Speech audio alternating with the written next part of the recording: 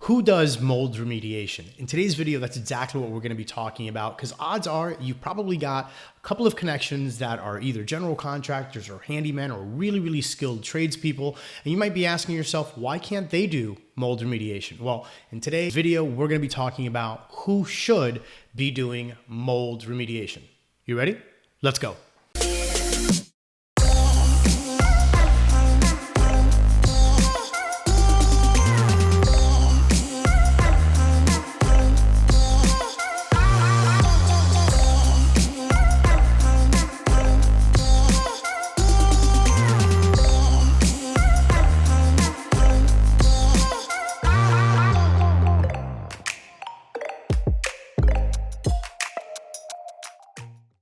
Hey guys, what's up? My name is Rico Garcia, founder of EcoTech Pro, where we talk about everything from water mitigation to mold remediation, biohazard cleanup, and pretty much everything in between. And in today's video, I'm going to be addressing a very big question that we're consistently getting and that people are consistently asking online, and that is, who does mold remediation?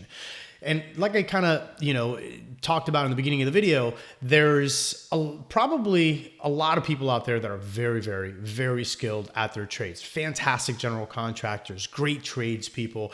And maybe you've got an area in question in your home where you see some discoloration, you've identified that to be mold, and you just kind of ask yourself, why can't I just have my general contractor do this? Or why can't I have my tradesperson do this? Well, there's a couple of reasons why you may want to stay away from having a general contractor or a regular tradesperson do any kind of mold removal or mold remediation. And it's very simple, simply because they don't have the right training 9 times out of 10. Now, again, in their own trade, in their own right, very skilled, and they're gonna wanna try to do the absolute best thing that they know how. But the problem kind of lies in there, is that the fact that they may not know everything that goes into the mold remediation process. I couldn't even begin to explain how many times we have been called onto a project where they had their handyman or their painter or their plumber or a general contractor just literally take down a wall. No containment, no air scrubbers, no dehumidifiers. The furring strips are still wet. They still have microbial growth painted over everything. And to the untrained eye, you say, you know what, this looks really good. But the moment that they get a mold assessor in there to do the post-verification clearance, all of a sudden they fail clearance. And not only did they fail clearance, but in most cases, they've cross-contaminated the rest of the property.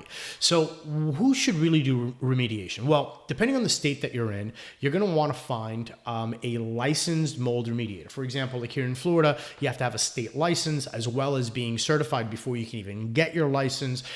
So depending on your state, make sure that you check your local laws to see whether or not a state license is required. But if you're in one of those states that a license isn't required, then you have to treat this with a little bit more caution, because at the end of the day, there's nothing preventing anybody from just basically getting a couple of business cards and saying, I'm a mold remediator. So making sure that they are certified through a certifying body is extremely important.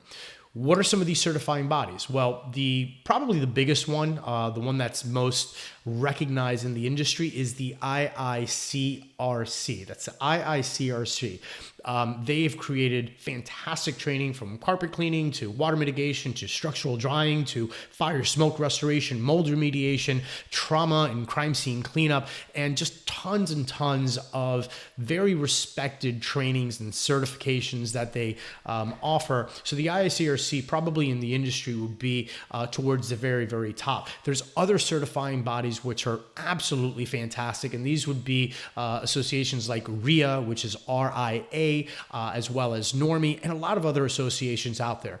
Regardless of who they are certified with, just make sure that you're using a certified professional. Why is this important? Well, because there's a lot more to mold remediation than just simply taking down some contaminated material. There are calculations that need to be made. There's special tools that should be had in order to determine what the relative humidity is in the property, vapor pressure in the property, understanding how contamination or cross-contamination can affect.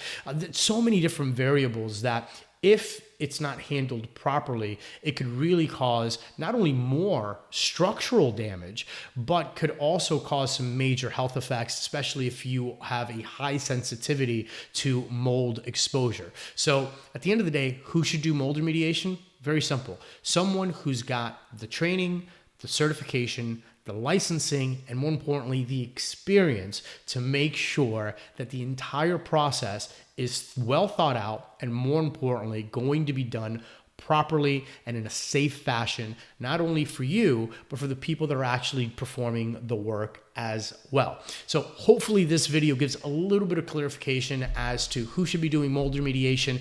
And if you're new to the channel, I invite you to go ahead and subscribe. Make sure that you hit that notification bell. That way you know every time that we drop a brand new video. And until next time, I'll see you guys soon.